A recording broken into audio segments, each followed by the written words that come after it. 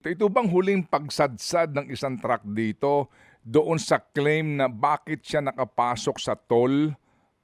Ano ba ang sagot niyo doon?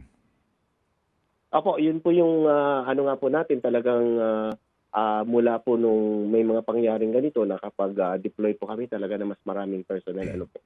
Mm. Pero ang ating mga trucks kasi talagang, parang nakikipag-cat and mouse at, may mga nagpupumilit po talaga na pumasok. Mm. So ito po ay talagang nakapasok po.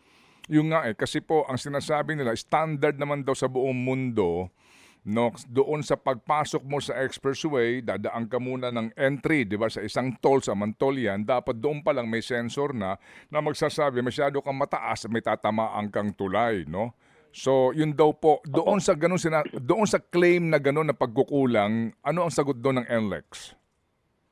Opo, yun po nga po, mula po nung nangyari nung, Marso yung pangyari, kami po ay naglagay po ng mga gantry, nag-deploy po kami ng mga additional personnel dedicated Mm. po para magbantay po dito. Pero apparently yun nga po, sa hindi inaasahan na talagang, meron pong nakapasok na truck. May So, nakalusot. ang gagawin po Opo, namin Sir ngayon. Robin, Sir Yes Robin, po. opo, sorry po 'no, para lang ho maintindihan ng tao po't klaro ho naman dito. Kasi ngayon we move forward na sa nangyari, 'di ba? Ang atin dito hindi na maulit. So, Opo. nakalusot doon sa toll itong, mataas ang height niya na sumaya dito sa Opo, Marilao. Okay. yes sir, this time sa may kawayan naman po siya na Pumasok. pumasok sir. Ayun. So, Opo. nakalusot po ito. So, sa pangyayaring ito, ano pong gagawin ng NLEX management na hindi 'to maulit na naman? Opo, between now at yung inaantay natin na sana mangyari na po yung long-term solution po dito sa bridge na 'to, kami po ay nagdagdag ulit ng another 40, mga security guards para Mm. po naka-dedicate po dito sa mga papasok prior Mm. po nung bridge. Opo. Gano'n din po na may nag-dedicate po kami ng, aming patrol after po ng ano, para kung talagang merong magpumilit, Mm. na pumasok, eh, may haharang pa rin po. At Mm. gano'n din po na nagtitingin na po kami ng mas, sturdy po na gantry. Yun I nga lang po, see. pagka Oo. tumama po sila dito, medyo mas maaaring mas, masama po yung magiging tama po dun sa truck. Yun lang Oo. po kasi yung iniiwasan namin kaya, Mm.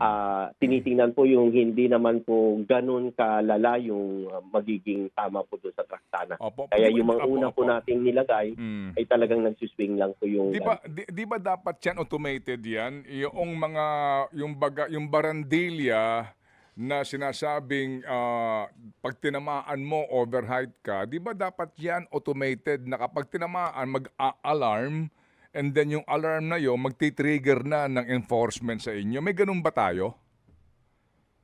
Opo sir, dito po sa may Karuhatan, Mindanao at saka Balintawak naglagay po tayo na may alarm. Bukod pa po dun sa Mm. metal gantry. Opo. Okey, opo, sige po. Pero yun po talagang, after this meron po talaga tayong mga insidenteng ganyan na hinabol pa ng ating mga patrol po ulit. Mm. Talagang ibig sabihin po kahit nag-alarm hindi po sila humihinto.